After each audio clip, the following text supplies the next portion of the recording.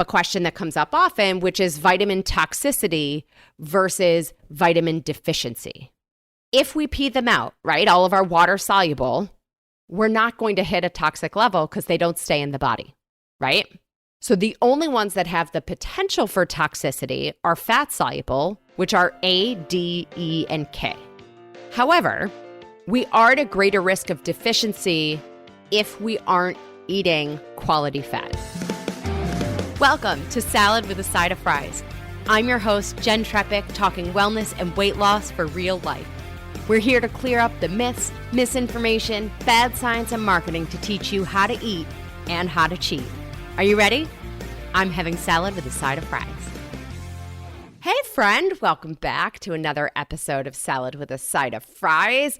This is a podcast all about nutrition and wellness for real life. As one critic wrote in his review of the show, it's wellness without the weirdness.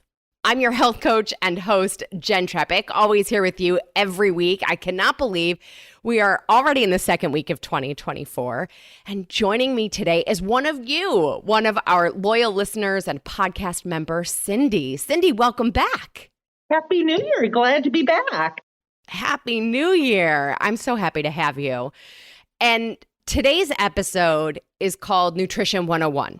But I have to say, I debated about adding 201 to the title also, because we're definitely going to go beyond just the intro stuff. But I wanted to start 2024 here to help provide the foundation, right? Whether you're creating, health goals for the first time, healthful habits, or you're revisiting your health focus as we start a new year, or you're ready to go deeper. This is a fantastic jumping off point for all of those scenarios. And I also have to say that with over 16 years of experience working in this space and a lifetime before that of being in these conversations, this is the stuff that I come back to, right? When I want to refocus. What do you think? It's coming back to the beginning. Exactly. Cindy, I want to ask you, when I said Nutrition 101, what did you think of? I went right away back to the basics of when I first started listening to you. Where do you start? Where do you refocus? And right away I thought, I'm going to have to clean out my cabinets. I'm going to have to go back to the fridge and see where have I become lax in what I do. Yeah, I love it. And this conversation is going to give us the building blocks for you to then go back to the pantry, go back to the refrigerator and assess what's there. What do you think? Especially after the holidays, sometimes, some of those things that you don't necessarily keep end up being there and end up being that temptation that you really don't want. Absolutely. And then we're going to focus too today on clearing up, I think, some myths and misconceptions and confusion that I often see distracting a lot of people. Sound good? Sounds fantastic. All right. We'll get into all of that after we tell our members what they're getting this week. So members, your recipe is for egg and a whole peppers with avocado salsa. This is a great breakfast. It sounds way fancier than it actually is to make, right? It's pretty simple. And I think your kids are going to like this one too, if anybody has littles around. You can also change it up with whatever you have in your house. So I think this is a great way to start your day. Protein, fiber, quality fat, it's all in there. And as a complement to today's episode, I'm sending you an article from our friends at Levels called The Ultimate Guide to Exercise and Metabolic Health. Now, Cindy, I'm not going to put you on the spot, but I'm going to put you on the spot because you're a member. Yep. Tell us your experience of being a member. Well, I think I've said this every time you and I talk. I signed up to be a member the first time I listened to my very first podcast, and I have not been disappointed, whether it's the one-on-one with you quarterly. It seems like that half hour is well worth my $10 a month.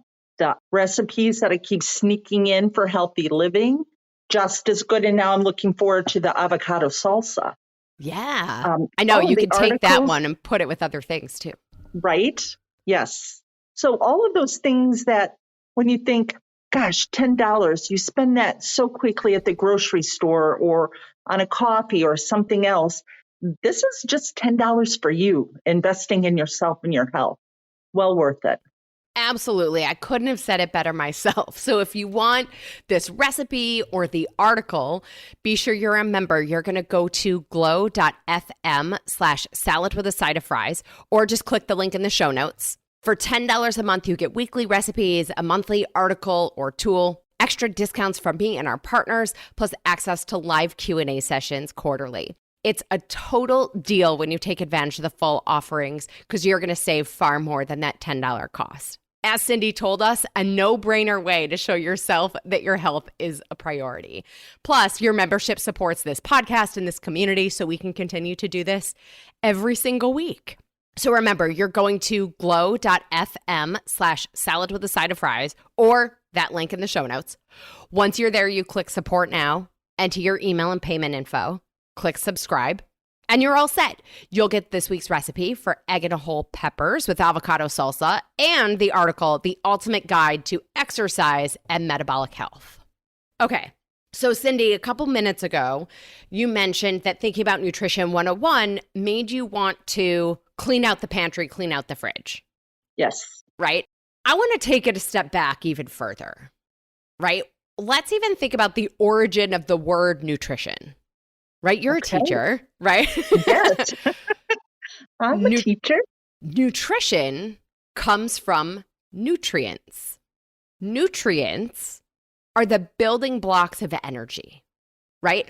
Everything we want to do in our lives requires energy on a cellular level, on a physical level, right? Everything we want to do requires energy. Without nutrients or nutrition, it makes it really hard. And we think about that in terms of the things we want to do in our lives. But remember, too, nutrients are also required for our bodies to grow, to repair tissue, to heal. And sometimes we lose track of that. And it's got to be that good quality, too. It's what kind of energy do you want and do you need? What does your body require to be energetic and healthy? Exactly. So the way we think about this is that nutrients are organized into two major categories, and then each one has some subcategories. So the major categories are macronutrients and micronutrients. Macronutrients are the nutrients that we need in larger quantities: carbohydrates, fat, and protein. Micronutrients are the nutrients we need in smaller quantities: your vitamins, minerals, water, right? And I just want to point out, nutrition and exercise are naturally linked, right? If we want the energy, right, we need the nutrition for the exercise, for that energy expenditure.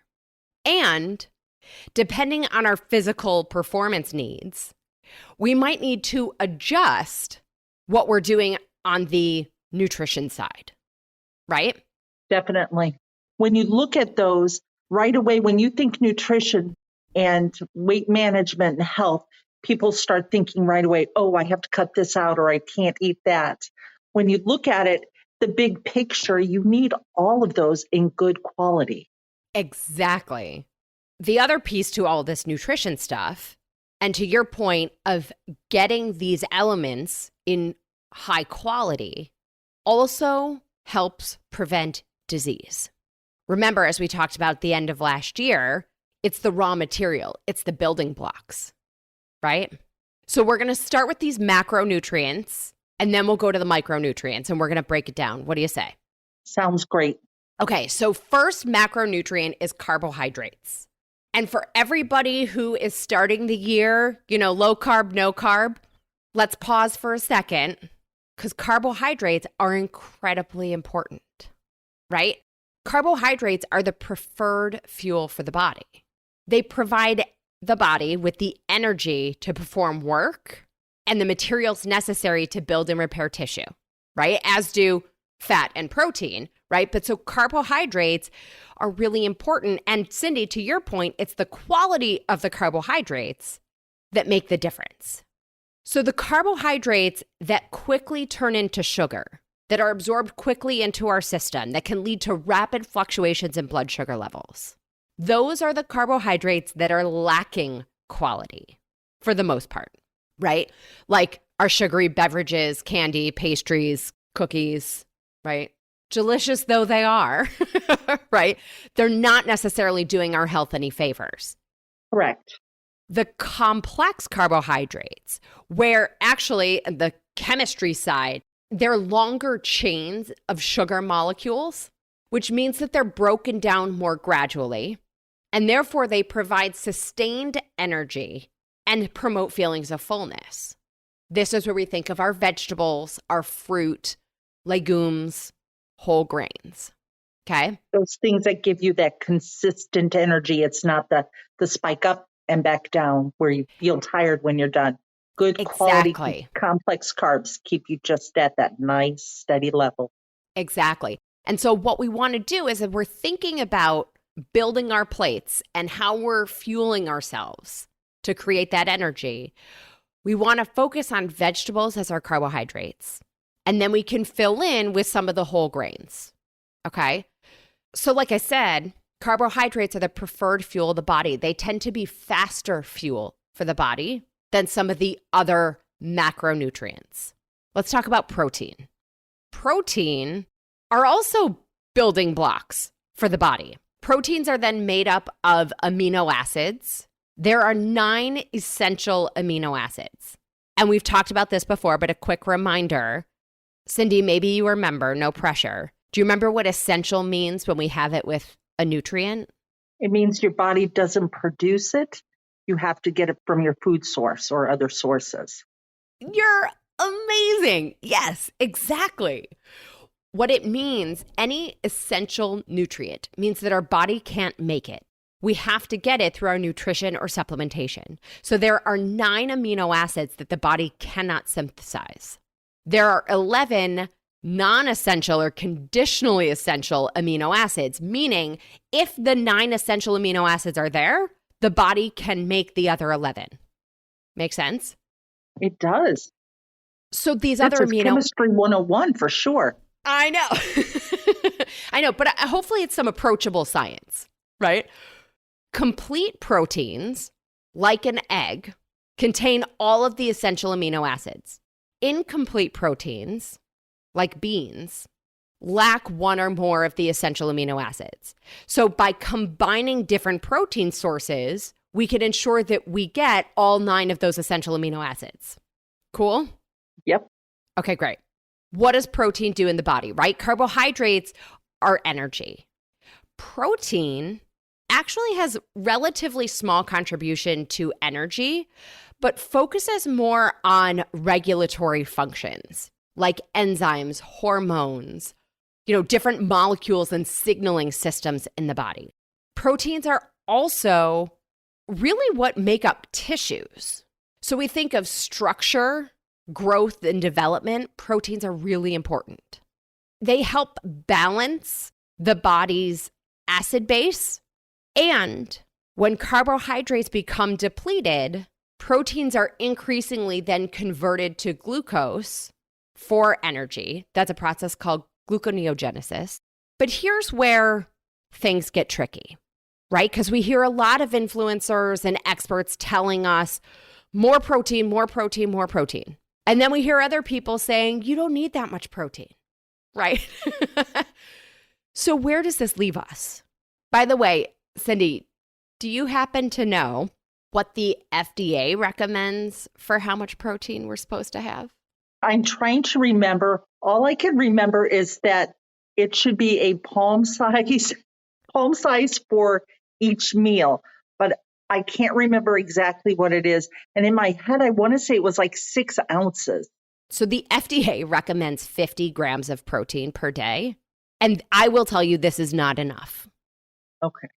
If you want to do the technical piece, we can do it based on our body weight in kilograms.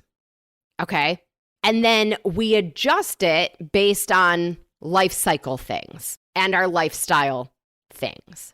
Now, to your point of the rule of thumb, because I am big on not living my life with measuring cups and a food scale in my handbag. So I am all about the eyeball, right? Yeah.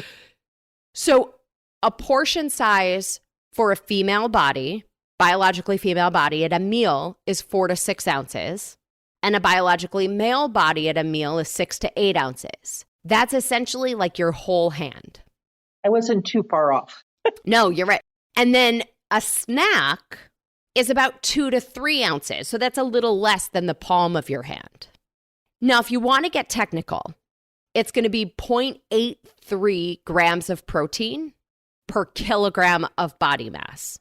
So what that means is that if you weigh 160 pounds, that's 95 grams of protein per day. Or 180 pounds is 106 grams of protein a day. It is, right? Right. Now, here's the thing.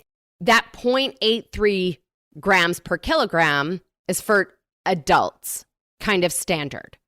Infants and growing children, it's 2 to 4 grams per kilogram. If you're a vegetarian, we want to bump that up by about 10%. Your needs will also increase during pregnancy. And then athletes who are actively training, and teenage boys tend to fall in this category. You know, teenage boys are probably in that 2 to 4. And then the athlete element is like 1 to 1.8 grams per kilogram of body weight. So here's what I would suggest. Maybe do that calculation to take the body weight in pounds and get to kilograms. You can do that on the interwebs, right? Use one of those converters. That's easier than me giving you a math formula verbally. See what it is. And then count up. If you do the 4 to 6 or 6 to 8 ounces at a meal and 2 to 3 ounces at a snack, and I will bet that you will get there. That if we think about things that way, right? By the way, so grams to ounces. 7 grams is the equivalent of 1 ounce of a cooked meat. So if our serving size is like 4 to 6 ounces, the gram size on that, right? 7 times 4 is 28, right? Right. So you need a large quantity of protein in every meal if you're going to meet that optimal health. But think about it, right? So if let's take, I'm getting my calculator here. Let's say a 160-pound person, 95 grams of protein. If we take 95 and divide it by 7 to turn that into ounces, it's like 13.6 ounces. So if we have 4 ounces at each meal, that gets us to 12. And then we have a snack in the day, we're good. We got there. Are you with me? You could do 4 ounces easily. Yeah. If you're picking the right quality foods. Exactly. That could easily happen. Exactly.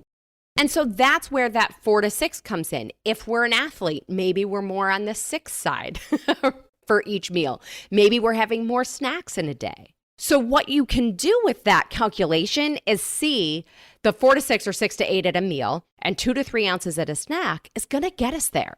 We don't have to obsess, but we do want those benchmarks. Make sense? It does. And especially at this time of year, I think everybody starts to get it in their head. They're going to start doing that, start tracking their food and looking at it. Even to just start tracking for a week, it would be beneficial to see how much do you actually of these macronutrients do you take in? Because I'm sure there are a lot of, like I know my Fitbit, if I log in my food, tells me how I break down my food.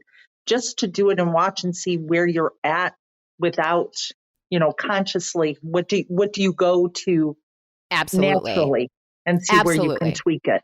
Yeah. And I'm not the biggest fan of, counting, because for me, that certainly made me feel a little obsessive at times in my life. By the way, counting macros, the macros means macronutrients. So that's what we're talking about. So when somebody's counting their macros, these are the things that they're paying attention to, the carbs, the protein, and the fat. So we don't have to, start tracking our macros.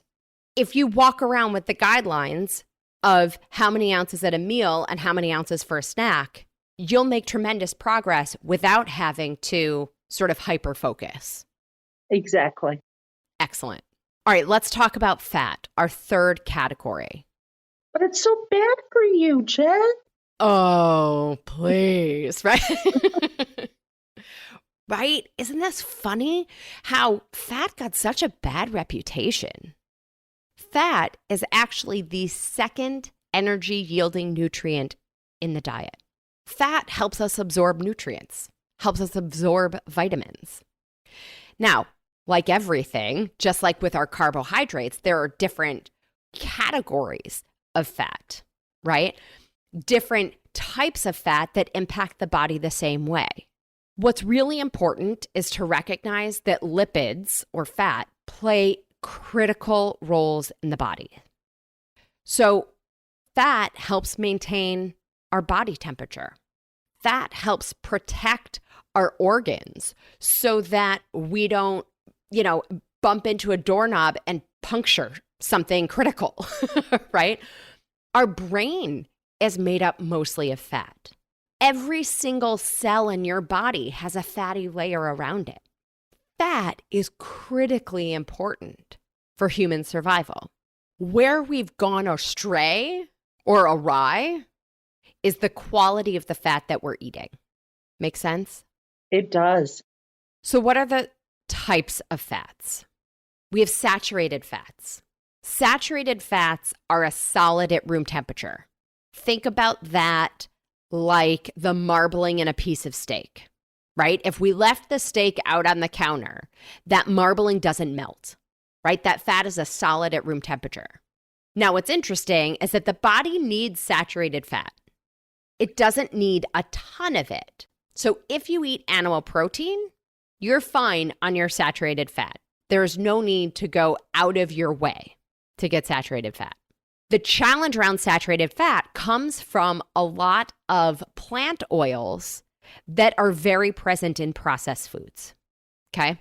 Then we have unsaturated fats. Unsaturated fats are a liquid at room temperature. Think about your avocado oil and avocados, your nuts and seeds, right? So even each of these categories, so unsaturated fats can be broken down into monounsaturated and polyunsaturated. Monounsaturated are the omega-9s, right? That's olive oil and avocados. Polyunsaturated are omega-3s and 6s, which is fatty fish, nuts, and seeds. The omega-3s are essential fatty acids. So going back to that word again, it means that we have to eat them or take them. The body can't make them. With me? So far, so good. Yes. Okay. And then trans fats. Trans fats are man-made, new-to-nature molecules, right? They are created by taking a fat that's a liquid at room temperature, typically some sort of vegetable oil or plant oil, and pumping it full of often hydrogen to turn it into a solid at room temperature. They are typically used in processed foods. It helps increase the shelf life of foods. It helps keep them from drying out, right? The body does not need trans fats. These are the ones that we certainly want to minimize, avoid, eliminate to the extent that we can. I'm just stumped here because you think about all of the things that are on our shelves in our grocery stores. If you aren't looking at labels and reading your labels, so many of these things that you don't want sneak in. Yes. Those things that have that longer shelf life. Like if you're not carefully looking at the peanut butter you're buying, Yep. these trans fats are in there because you're thinking shelf life, a bigger jar, you want it to last longer because you're feeding your whole family and not thinking that how quickly these things are snuck into foods. Exactly. And so to your point on those ingredients, to find those trans fats, we actually have to read the ingredients, and we're looking for words like hydrogenated, hydrolyzed, fractionated, and then connected to some sort of an oil. So it might be like fractionated soybean oil. Or the palm oil. Yes, palm oil is another one. Exactly. Remember, we need fat. So if you, like me, grew up in the low fat, no fat era, right, which preceded the low carb, no carb, fat is critically important. Fats are involved in the production of hormones, not just, yes, our sex hormones, but also hormones that regulate metabolism, right? Vitamins A, D, E, and K all require fat to be absorbed and transported in the body. Fat can also promote digestion and satiety. So one of the interesting things is we can look at what we're experiencing, right? Maybe we're having some digestion challenges. And when we can say, am I missing a big category here, right? We can even use just the macronutrients to troubleshoot. This reminds me of one of our one-on-ones when I was saying, gosh, at 3 o'clock, I'm so hungry. What am I missing? And you and I went back and looked at what was I having for lunch? What was I missing at lunch? And those were the things that I was missing, a good fat and enough protein. Yeah. So that when I looked at it and we were like, oh, okay, let's add those. It made it so much easier for me to get through the day without having a snack between, lunch and dinner. Right. So if we think about how to get to the requirements of each category that the body needs, right? We talked about the protein servings per meal. If we think about over the course of the day, right? We know what we're doing on the protein front. We talked about that. On the carbohydrate front, we're thinking fiber, and we're looking for like 10 to 12 servings of vegetables per day. And a serving is like a handful, right? If it's greens for a salad, maybe it's 2 handfuls, but that's enough to eyeball it and get 10 to 12 per day. And then on your fats, we're looking for 2 to 3 servings a day. And a serving of fat is like a tablespoon or half of an avocado. And then we can disperse that throughout the day. Sound good? It does. Even some good quality walnuts help. Yes. Walnuts are my favorite. They are. I love walnuts on a salad. That's become my go-to. Avocado and walnut on a salad, one of my favorite. There, you're full, and you don't have to eat the cookies. There you go. Actually, you are exactly correct, right? When we have enough of the protein, when we have enough of the quality fat and that fiber, we're satisfied. And those cravings for a lot of these other things can melt away. So back to what you were saying before about how often we'll hyper-focus on what we're eliminating instead of focusing on what we're adding. Look at how much food you're having and then just see what happens with the cookie. Take the pressure off. I will say I'm giving away a secret. I always keep a protein bar in my lunchbox at school just in case I need it, in that between lunch and going home. And I find that those days when I've had like a good salad with turkey and avocado and walnuts and a good yogurt-based dressing, I've walked around with that same protein bar for probably 4 weeks. And I thought, oh, I got to throw that away. Yeah. It doesn't look so good anymore. But because you're eating a good base, I don't need it. I don't even think about that protein bar or needing anything in between those meals. Excellent. Look at you go. All right, so that's our macronutrients. Let's shift into micronutrients after a quick break to highlight our partner for this episode. Big thanks to DNA Miracles for supporting Salad with a Side of Fries, because every child is a miracle. DNA Miracles provides the highest quality body and wellness products designed for babies, children, and expectant mothers. All products are gentle, easy to use, and 100% effective when used as directed. DNA Miracles partner with leading health professionals and scientists who follow the highest standards in ingredient selection to create the most effective skin, hair, and health solutions. As natural as possible, DNA Miracles is the best and safest option on the market for you and your little miracle. From expert pediatricians to real family testimonials, everyone has fallen in love with DNA Miracles. So as we're talking about the importance of nutrition today and what nutrition truly is, I think we can agree that this isn't necessarily top of mind for our littles. Right? That's why I encourage you to consider DNA Miracles. They've created formulas and options that you can find what's right for you. There are even 3 different multivitamins. So one's a chewable, 2 are isotonic capable, which means that they have improved bioavailability over a typical pill option. And in fact, the DNA Miracles Isotonics Multivitamin Plus was formulated to support the needs of children needing particular nutritional support in the areas of digestive, neurological, and metabolic health. Truly, it's a phenomenal formula to set up your kids for success each morning. I know you'll agree that your little's health is worth a couple dollars a day. And that, of course, is before your discount for being a salad with a side of fries listener. So to get 10% off and free shipping on your order, text the word miracles, MIRACLES, to 844-947-4846. You'll receive the link and coupon code right to your phone. Again, simply text the word miracles, MIRACLES, to 844-947-4846. This is a toll-free number. Standard text and data rates may apply. Okay, micronutrients. We're talking vitamins and minerals. Now, there are some fat-soluble vitamins. There are a lot of water-soluble vitamins, right? Solubility of the vitamin is based on absorption, transportation, utilization, and storage in the body.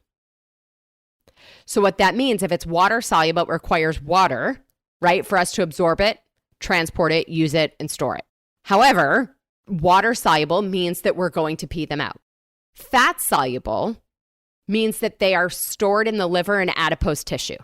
So that brings up a question that comes up often, which is vitamin toxicity versus vitamin deficiency.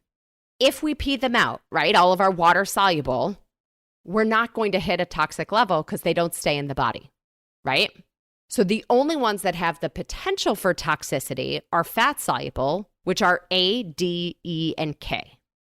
However, we are at a greater risk of deficiency if we aren't eating quality fat, right? But those are the only ones that we can actually have a toxic load because the others are going to stay in the body. So those you're more likely to have a deficiency. Does that make sense? It does. It does. Especially when you think about those of us who are where it's already dark and you're not getting as much sunlight and that vitamin D deficiency that's there like most of the year because you're not getting it naturally. And Exactly.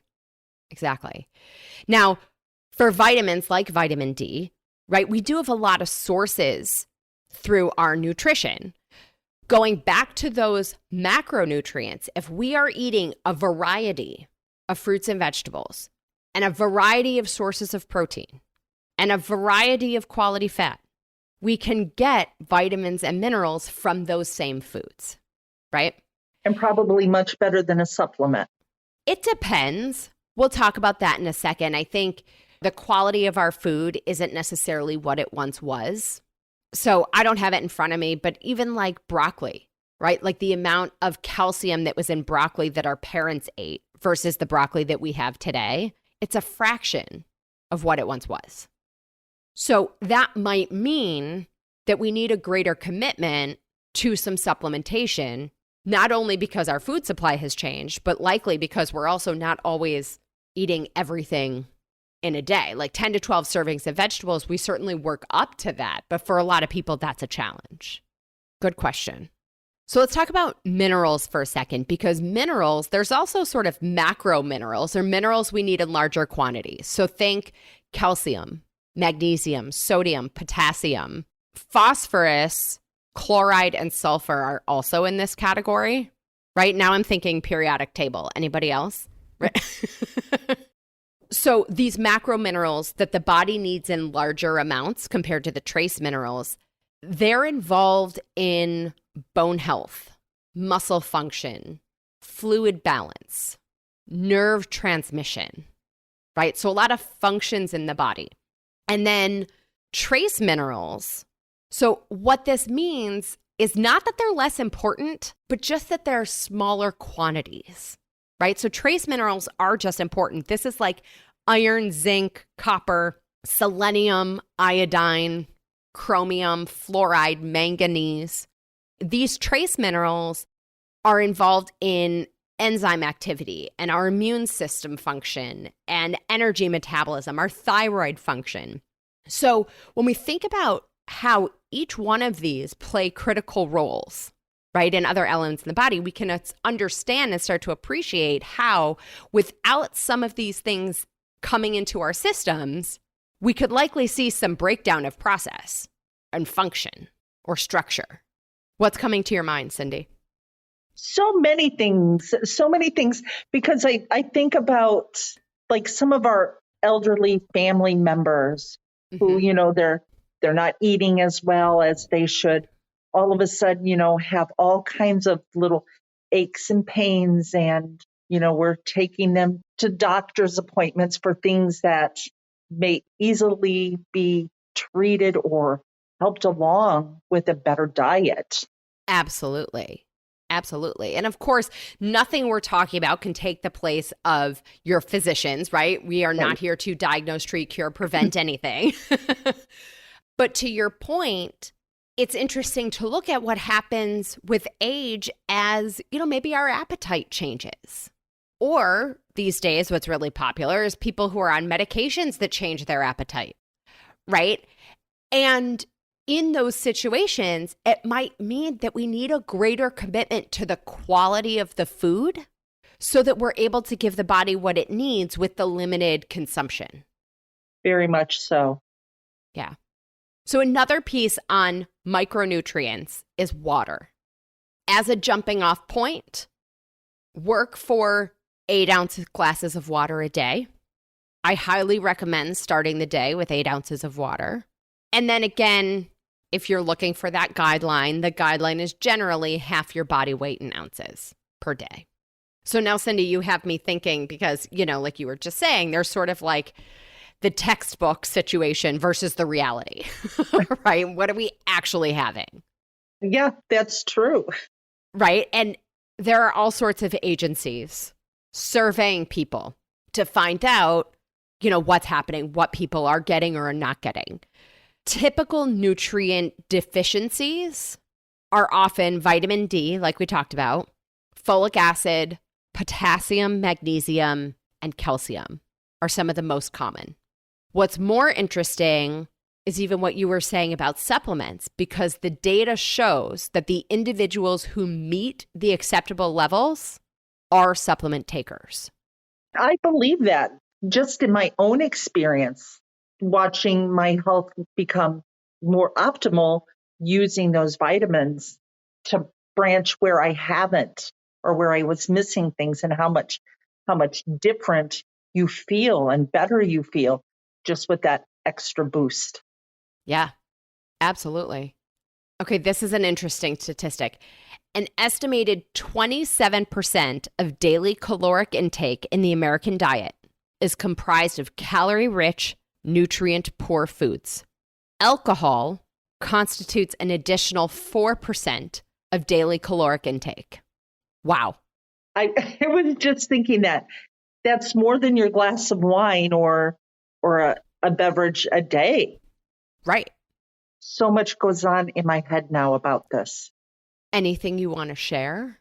I have a lot of wonders, because I wonder how much of this deficiency is because of poverty, the availability of fresh fruits and vegetables, and just the availability of people to get these things. Yeah, well, and food deserts used to be about not having access to food. Today, food deserts are about not having access to fresh food. So there's plenty of processed food. Yes. Right. And it's often cheaper. And if you're living on a very tight budget, if you have to make that choice of buying a fresh chicken or 5 pounds of chicken nuggets, you're going to go with what's going to last longer and feed your family. Exactly. And how could anybody blame you, right? It becomes a function of upfront cost versus future cost, right?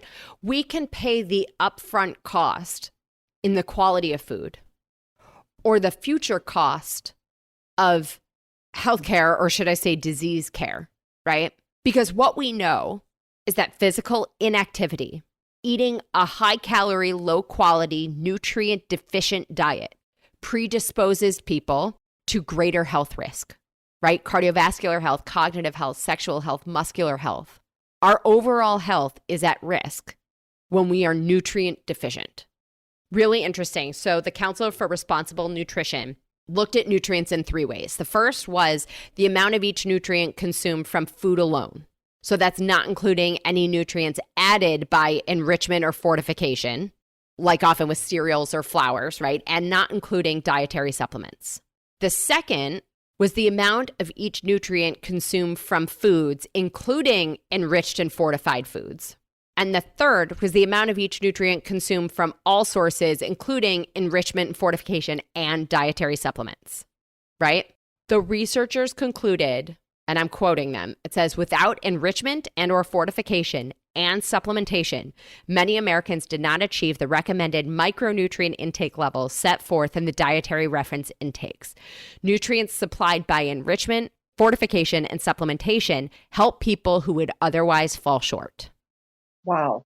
Many of my mentors say that supplementation is no longer a luxury. It can't be really when you think about it, because like you touched on before, the quality of our food isn't what we were eating a generation ago. Exactly. It's not as nutritious as it should be. Right. And that comes from soil depletion, right? We have an episode, GMO, organic or local, oh my, way back in the beginning of the show where we talked a lot about that, right? So we have soil depletion. Then we have a lot of processed foods, right? We have a lot of highly ultra processed foods, right? There's a nutrition nugget, ultra processed foods. And then the other thing that happens is we have a lack of diversity. So even if we're eating quality food, we tend to not have a wide enough variety of foods to cover all of the nutritional needs.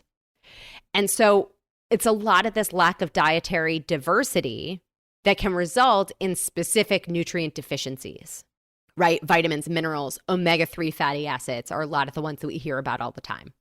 Well, this just got me back to the thinking of, shopping the outside of your grocery store and staying away from anything that's ultra processed. I mean, that's a good way to start.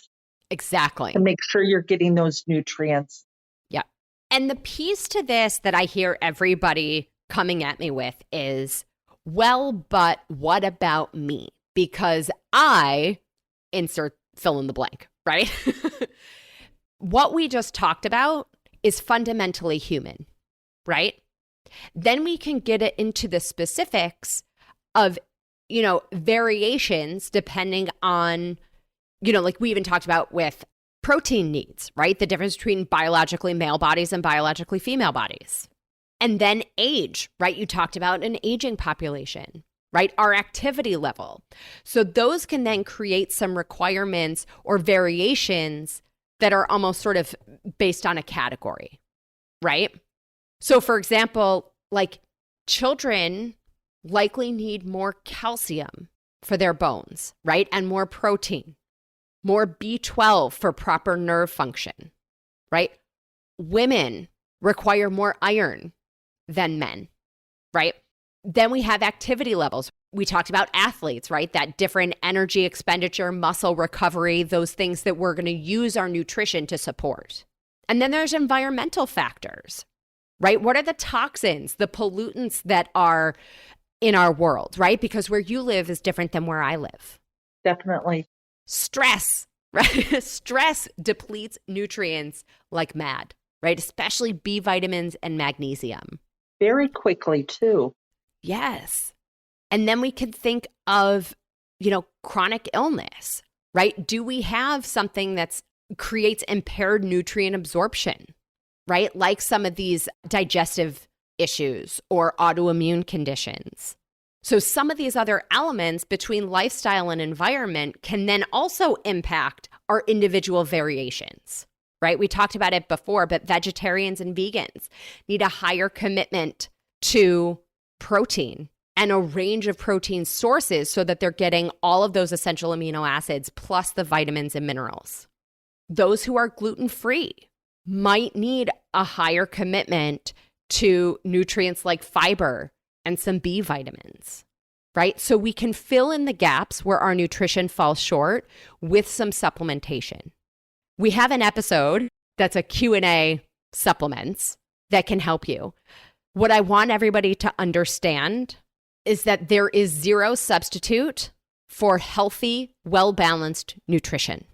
Nevertheless, we're human and we're living in this world, so we can fill in the gaps where our nutrition falls short and where we might need a greater commitment based on some other factors.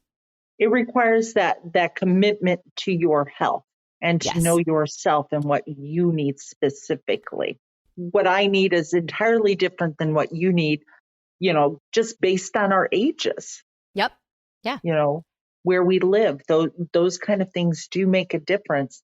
And I think as we approach the new year and focusing on our goals for the year, Yeah. is to focus on what is best for us, for you Exactly. individually. Exactly. So thinking about these guidelines, right? Going on our theme of macro and micro, right? We want to think of the macro guidelines and then look at our micro choices. I love that. This can help us feel healthier, have more energy, sleep better, reach our health goals, our weight management goals. We can even slow the natural aging process, or as I like to call it, aging well, right? Healthful aging. We can improve our skin health and our appearance. We can have better cognitive and mental focus.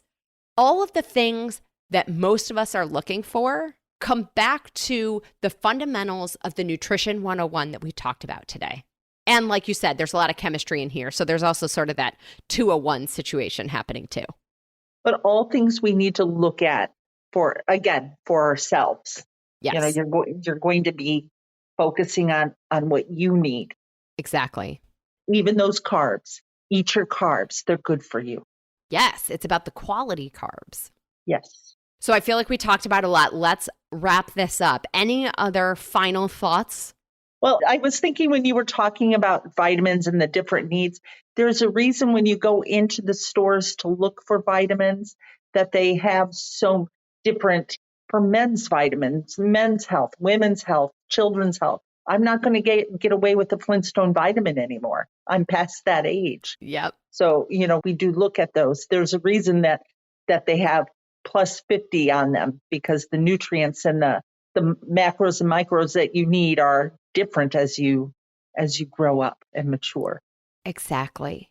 And in our episode about the Q&A supplements, we talked a lot about ingredients and understanding the regulation and those kinds of things, because not all supplements are created equal and not all supplements are the same. So it behooves you to enlist somebody who does do some of that research and dives into some of the options that are out there or knows what to look for, so that you can make sure that what you're taking is truly supporting your health. Exactly. Love it. And I think the thing that's coming up to me as we wrap this up is, I'm going to say sort of the end part first and then tell you how I got there mentally.